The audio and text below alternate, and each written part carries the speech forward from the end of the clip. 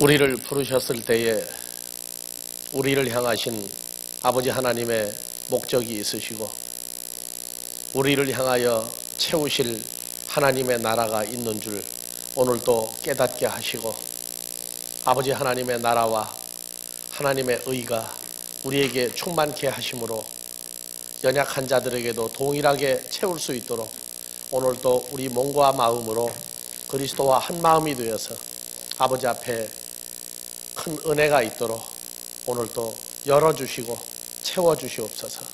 그리스도 예수의 이름으로 기도합니다. 아멘. 예, 오늘은 제5과 파라볼레입니다. 비유라고 하는 단어죠.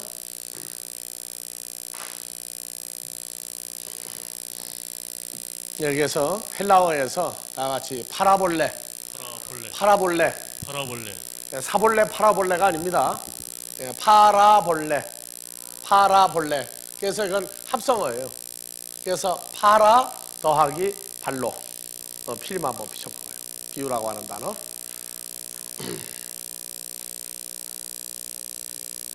예. 아니, 먼저 콩코단스를 먼저 비추라.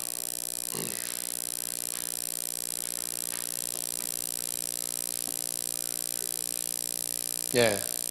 그래서 다 같이 파라볼레. 이게 비유라고 하는 겁니다. 비유.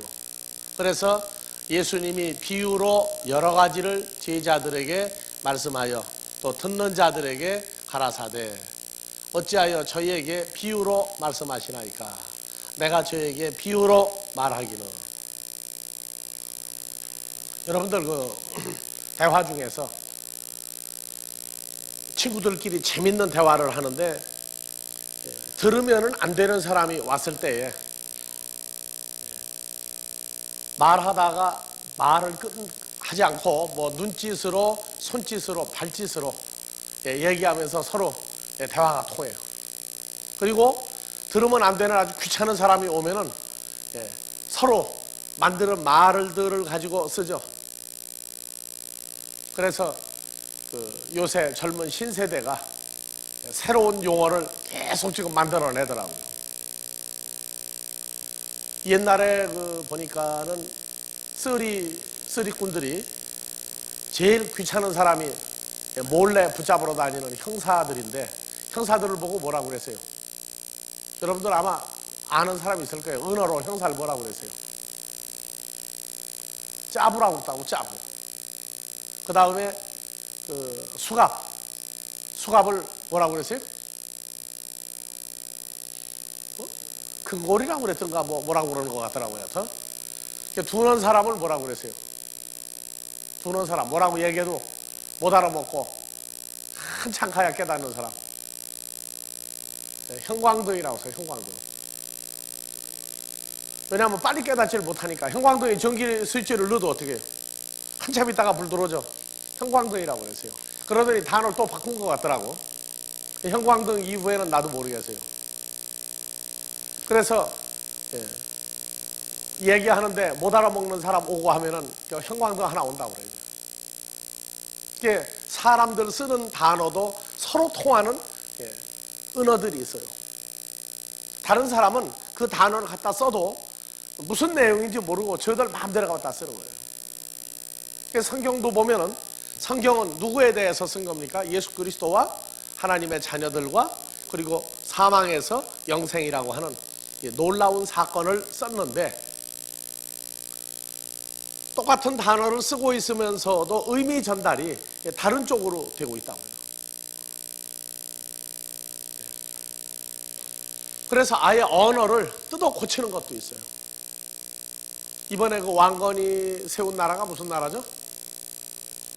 고려죠. 그리고 그 앞서 있던 나라는 고구려. 근데 그 려가 아니에요, 원래. 고구리, 고리예요, 원래. 발음이.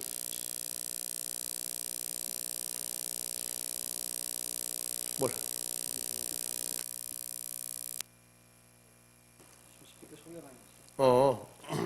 그래서 고구리, 고리인데 후대에 이 번역하는 사람들이 일본 사람들 때문에 고려로 발음을 했어요. 뜯어 고쳐야 되는데 안 고쳐요.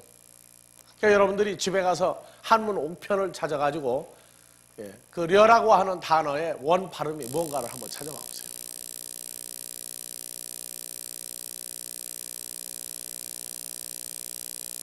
이제 가을이 오면 책을 많이 본다 하는 계절을 한문으로 넣자 뭐라고 얘기합니까? 천고마비죠. 하늘은 높고 말은 살찌고. 그럼 우리는 그걸 무슨 뜻으로 합니까? 가을이 됐으니까 책을 많이 보자. 그렇게 이제 발전을 했죠. 근데 천고마비라고 하는 말은 가을이 되고 말이 살찌는 것 같이 우리도 공부를 해서 마음의 양식, 마음을 살찌게 하자 그런 뜻이 아니에요. 근데 중국에서 보면은 가을이 돼서 말이 살찔 때가 되면은 쳐들어와요. 쳐들어와. 어디로? 중국으로. 몽고, 흉노 또는 말갈 쪽으로 자꾸 남쪽으로 한국에 쳐들어왔죠. 그래서 천고마비라 하는 말은 이제 말이 살찔 때가 됐으니까 농사가 끝났으니까 이제 오랑캐가 쳐들어올 때가 됐다 그 말이야. 우리는 갖다가 그거를 그냥 우리식으로 해석을 해버린 거예요. 이게 전부 다. 한국에선 천고마비가 있었는데 중국에선 천고마비는요 적이 쳐들어올 때가 됐으니까 이제 준비하자 그 말이에요. 준비하자. 우리는 뭐하고 앉았는데 전쟁을 대비하지 않고 뭘 대비하고 책을 사서 독서의 계절을 하자. 전혀 안 맞아요. 그러니까 민족과 문화권에 의해서 이 쓰이는 단어들이 아주 독특해. 불란서에서 와가지고 한국 와서 제일 천하게 쓰이는 단어가 하나 있죠. 무슨 단어입니까? 예? 불란서에서는 중년 여성 존칭어가 뭐예요? 매담이죠. 매담 봉주로 하면 되는데 한국에서 매담 봉주로 했다가는 얻어 터져 잘못했다가는 왜? 마담 매담이 뭐로 돼가지고. 그래서 가장 천하게 쓰이는 단어가 거기선 프로포즈 원래도 쓰는 단어인데 여기 와가지고는 그냥 아주 비하를 시켜버렸어요. 왜냐? 쓰이는 문화권에 의해서 그렇게 의미 전달이 다르다고 말이에요.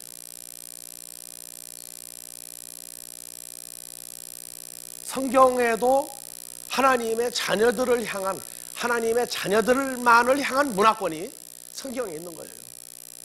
그래서 여러분들 공부할 때 그 헬라어는 히브리어로, 히브리어는 헬라어로 서로 보완을 해준다. 그 다음에 단어를 추적을 하는데 뭐가 있다고 했어요? 동의 유래가 있고 어근이 있고 그 다음에 네 가지 있다고 그랬죠. 네 가지. 단어 자체 안에서 찾고 또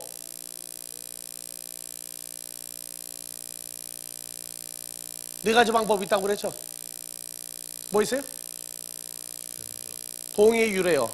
또 어근, 참조, 또 단어 자체 안에서 그렇게 찾는 방법이 있다고 그랬죠. 그래서 히브리어, 헬라어가 한글과 연결이 돼야 돼요. 또 하나는 뭐가 있느냐 하면은 합성어라고 그래요. 합성어. 이런 단어를 가리켜 합성어라고 그래요. 단어와 단어를 합쳐서 한 단어를 만들어요. 그래서 파라볼레 하면은 비유인데 깨달아야 할 사람들에게는 직접 풀어주거나 다른 어떤 것을 비유로 해서도 다 통해요.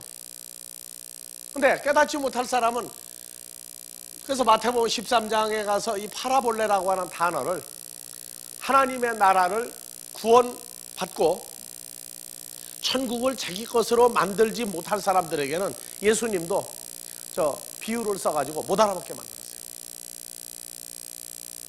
그리고 제자들은 공부를 자꾸 하다가 보니까 들으면 깨달아. 아, 이 속에 하나님 나라가 들어있구나. 근데 그 단어가 파라볼레인데 3846번 동의의 유래란 말. 어디서 이 단어가 왔느냐? 3846번 찾으니까 비춰봐봐요. 3846번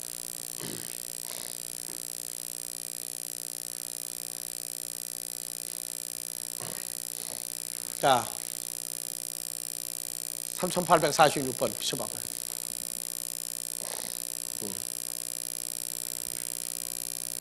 자, 다 같이 파라발로, 파라발로. 뭔 무엇을 비교하다. 뭔 무엇을 비교하다. 그래서 이 파라볼레라고 하는 비유는 뭔 무엇을 비교하는 거예요. 자꾸. 그런데 이 단어는 두 단어 합성을 한 말이에요. 3844번 파라. 다 같이 파라. 파라. 뭐뭐 옆에. 그 다음에 다 같이 발로. 발로. 옆에다가 두었다가 옆에다가. 그래서 뭐뭐 옆에다가 발로 던져두다. 던져두다. 그래서 기억자가 뭐냐고 자꾸 물어보는 사람에게 늘 기억자는 가르쳐 주었어요. 근데 계속 못 알아보고 그러니까 나중에 귀찮으니까 기억자가 뭐냐 그러니까 뭐 던졌어요 이제? 농사 짓는 데까지도 와가지고 낫을 던졌어. 낫. 기억자가 이게 기억자다 그랬더니 못 알아먹어. 그래서 뭣도 모르는 사람도 있다. 난 놓고 기억자도 모르는 사람이 있다. 낫이 바로 기억자죠.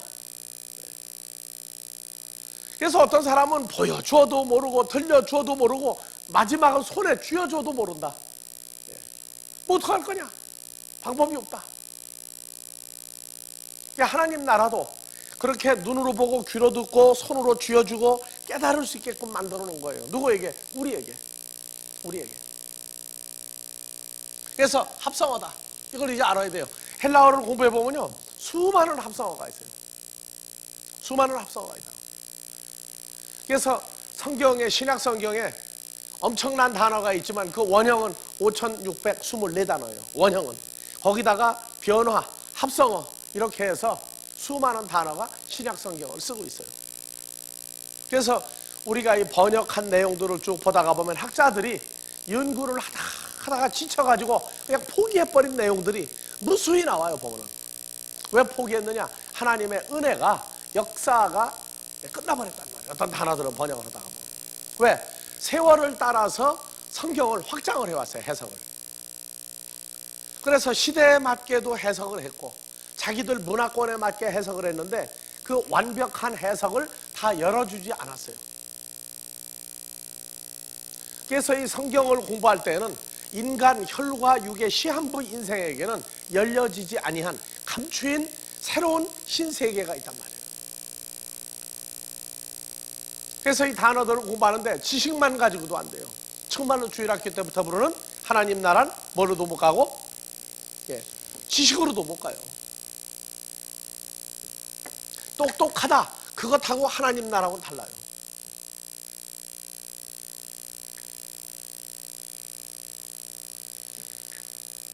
자, 성경을 여러분들이 공부하려면은 합성어에 대한 공부도 이제 부지런히 해야 되고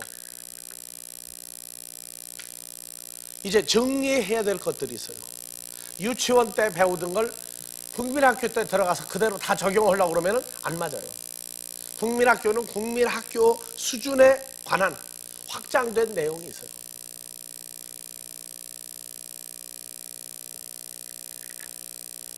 여러분들 지금 성경 공부해 보니까 전에 신앙생활을 할 때 하고 벌써 엄청난 차이가 서서히 나오는 사람도 있고 이미 엄청나게 다르다고 하는 것도 알고 있는 사람들도 있어요.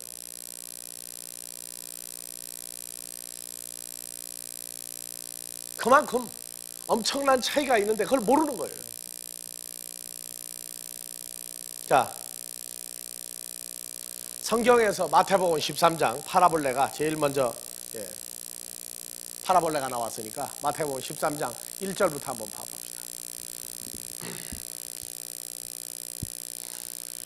그날에 예수께서 집에서 나가사 바닷가에 앉으시매 큰 무리가 그에게로 모여들거늘 예수께서 배에 올라가 앉으시고 온 무리는 해변에 섰더니 예수께서 파라볼레로 자, 온 무리는 엄청난 숫자죠?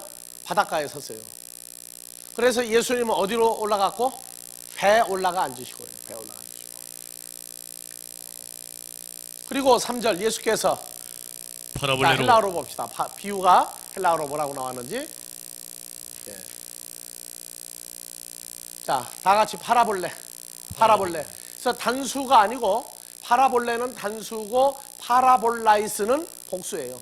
그래서 여러 종류, 폴라, 여러 비유들 속에서 저희에게 엘랄레센 말씀하였다 그렇게 나와요. 그래서 여러 비유를 또 근데 왜 복수냐? 네 가지를 들었었단 말이에요. 네 가지.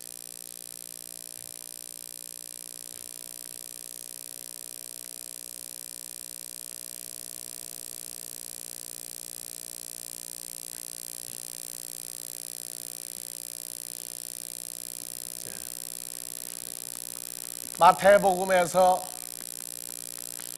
마태복음을 확장하고 그 다음에 마가복음을 확장하고 누가복음으로 확장을 해요. 뭐에 대해서? 천국에 대해서. 천국은 뭐냐? 무엇을 천국이라고 하느냐? 그러니까 여러분들도 예수를 왜 믿느냐? 그러면은 공통적인 대답이에요. 안 죽고 오래오래 살려고. 두 번째는 어디 가려고? 천국 가려고. 그래서 누가 천국에 대해서 물어보면 여러분들이 아는 지식을 다 동원해서 설명을 해도 설명이 불충분해요. 그래서 천국이 무엇이냐 하고 물어보면은 마태복음 13장에서부터 마가복음 4장, 누가복음 8장 이렇게 세 군데를 전부 연결해 가지고 말을 해줘야 돼요. 근데 성경을 가리킬 때 내가 많이 아니까 남을 가리킬 수 있다 해보니까 성경이 줄줄 연결돼 나가더라. 그것도 두 가지로 봐야 돼요. 성경이 잘 찾아지고 깨달아지고 잘 보이고 가리키니까 사람들이 은혜 받는 것 같더라. 그것도 망하는 징조가 있어요.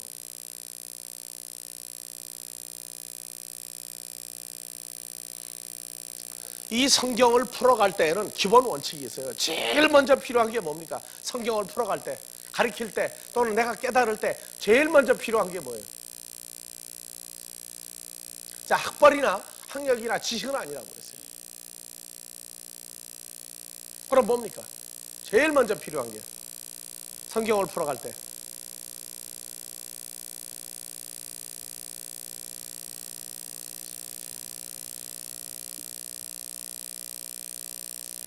여러분들 성경 풀을 때, 성경을 볼 때에 내용이 다 보여지고 재밌고 뭡니까? 그럼 그러려면 또는 다른 사람에게 성경을 전달하려면 제일 먼저 필요한 게 뭐예요? 오늘 여기 여러분들 앉아 성경을 깨달으려면 제일 먼저 필요한 게 뭡니까?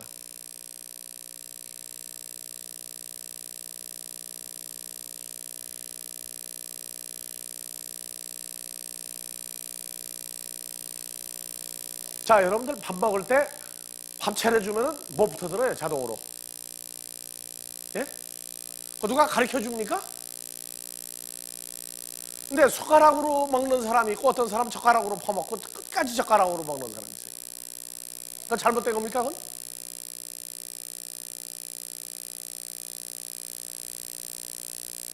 뭐든지 이게 자동으로 이루어지는 게 있어. 그래서 숟가락이나 젓가락이 얼마나 고마운지 압니까?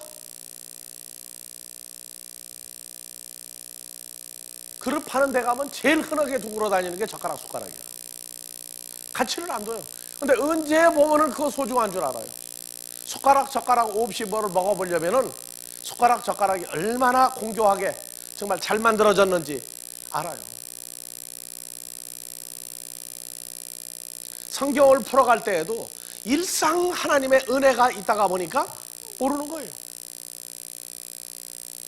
제일 먼저 성경을 풀을 때 어느 것이 먼저라고 할 수 없지만 우선순위를 둔다면 베드로후서 1장이에요. 16절.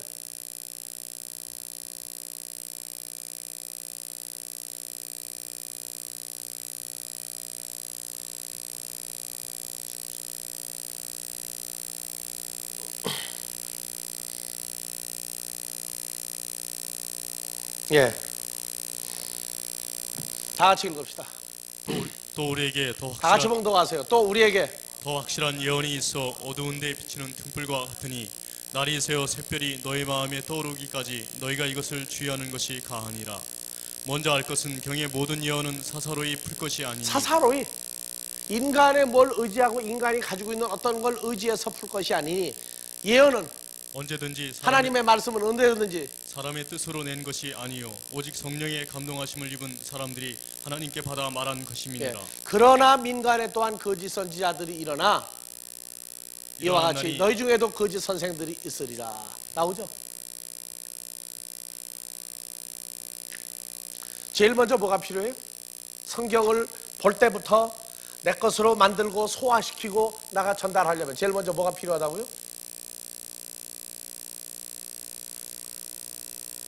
성령의 존재가 내 마음을 주장하고 내 마음에 확실하게 내 마음을 보면서 풀어주고 적용하고 인도해야 돼요. 난 이걸 언제 체험했느냐면 신학교를 졸업하고 방언하는 거라든가 예언하는 거라든가 안수하는 거라든가 입신의 그 방법까지도 다 배웠어요. 다 배웠어요. 그리고 뭐 우리도 세상 학교 다닐 때 머리가 돌대가리 소리를 안 듣고 장학금도 받았고 집안이 장래가 촉망된다 해서 아주 그냥 집안에서 아무개 하고 도련님 하면은 그냥 아예 내놓은 사람인데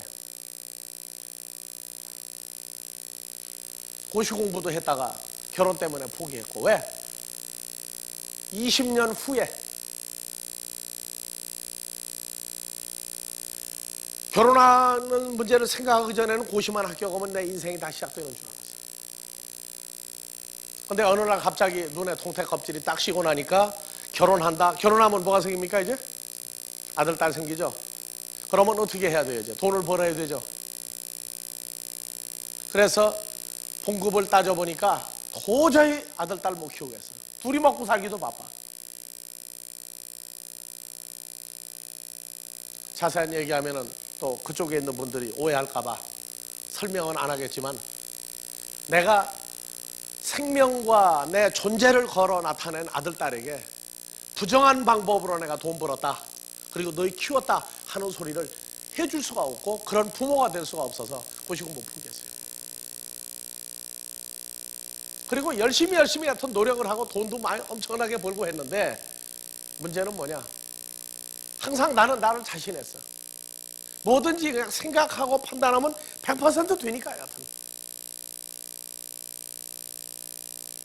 가장 중요한 건 신학교를 졸업하고 경건에 관한 훈련, 경건파와 성경, 성령, 불로파 양쪽을 다 섭렵하고 나니까 속에서 100% 자신이 생긴 거야.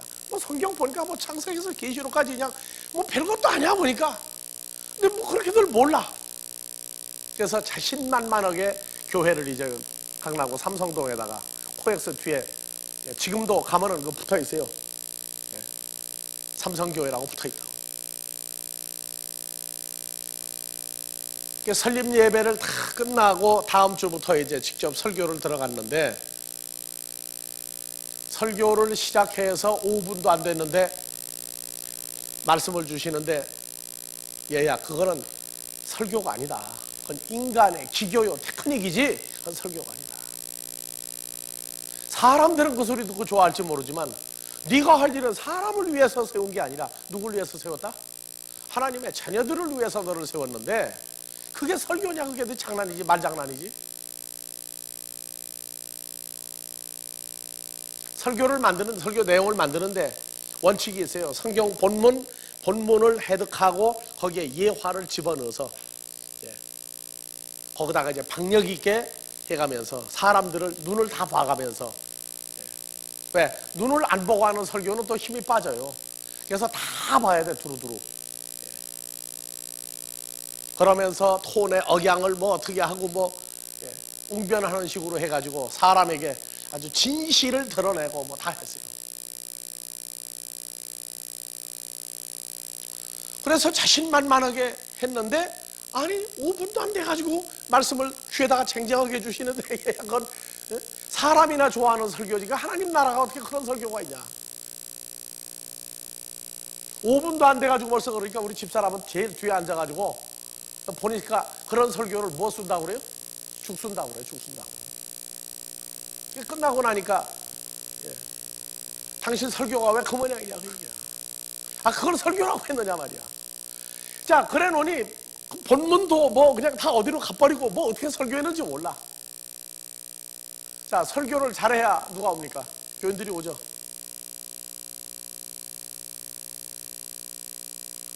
그 다음 주 또 열심히 같은 일주일 내내 그냥 두문불출하고 설교를 만들어 가지고 또 했는데 시작하자마자요 이제는 그거는 내가 기뻐하는 설교가 아니다. 그러니까 집사람이 날 보니까 이건 완전히 이제 죽수고 죽상이야. 이제 내가 이제 죽을 상이야. 3번을 그렇게 하고 나니까 날 보고 가라고 온 데가 어디냐, 저 강남 고속버스 터미널 갔다 오라는 거예요. 거기가 뭐가 있어요? 한국의 4대 기독교 서점이 있어. 그리고 거기에 가면 뭐가 있어요? 설교집이 있어. 역사적으로 유명한 목사님들 설교집이 있어요. 그래서 설교집을 사다가 한 20권 사다가 놓고 그 다음 주 설교에 해당하는 절기와 날짜와 모든 걸 다 해가지고 설교를 그대로 썼어. 그대로 시작을 했어요. 그랬더니 시작하자마자 또 뭐라고 하느냐, 동일한 대답이야. 동일한 대답. 그거는 그 시대에 맞는 설교지 이 시대에 맞는 설교가 아니다. 그럼 어떡합니까? 이제 성도들은요 참 순한 양떼예요. 그래도 그것도 뭐가 의뢰가 있다고 아주 열심히 앉아 듣고 밥도 맛있게 먹고 목사님 설교 참 잘하는 것 같다 이러는데 우리 집사람은 안 그래. 나도 알아 벌써. 그러니까 방법이 뭐냐, 무릎을 꿇는 방법밖에 없어. 하나님한테 어떻게 하면 좋습니까? 내가 옛날에 학교 다닐 때 배웠던 헬라어 히브리어를 새로 배워라. 어떻게 가르치는가 담임에 배워봐라. 그래서 잘 가르친다고 하는데 다 쫓아다녔어요. 다 쫓아다니고 나니까 문법도 배우고 다 쫓아다니고 났더니 이제는 내가 가르치는 방법으로 배워라. 낮에는 그 사람들 가르치는 데 가고 밤에는 이제 직접 가르치는 걸 배웠어요. 이런 방법을 쓰면 어려운 것이 결단코 아니다. 헬라어 히브리어는 너무 쉬운 건데 선생들이 어렵게 가르쳐가지고 제자들이 어렵게 배웠다. 그렇게 해서 이제 참 그 말씀 쪽으로 들어가고 있는데 갑자기 이제 그 유럽 선교사 발령이 나가지고 유럽 선교사로 가서 5년 동안 있으면서 적용을 해본 거예요. 근데 너무너무 쉽게 배운 거예요, 헬라어 히브리어를. 한국에 와서 새로 했더니 몇 달 하고 나니까 그거 뭐 헬라어 히브리어가 그게 뭐가 그렇게 어려우냐고. 목사님들은 거짓말이라고 그러고 해본 사람들은 쉽다는 거예요. 쉬워요, 어려워요? 여러분들 해보니까 해볼 만한 거예요. 별거 아니에요. 근데 제일 중요한 게 뭐냐, 그분이 직접 열어주시는 상태에 가야 돼요. 내 생각을 포기해버려야 돼요. 이렇게 할까, 이렇게 쓰면은 어떨까, 인간적인 계산, 인간적인 방법, 인간적인 이익까지도 다 버려야 돼요. 그리고 그분이 원하고자 하고 그분이 무엇을 말하고자 하는지에 대해서 오직 완전히 그분과 생각을 일치할 때에 그때 하나님의 말씀이 열리기 시작을 해요. 그래서 사람의 이익을 잘라버려야 돼요. 사람의 계산도 포기를 해야 돼요.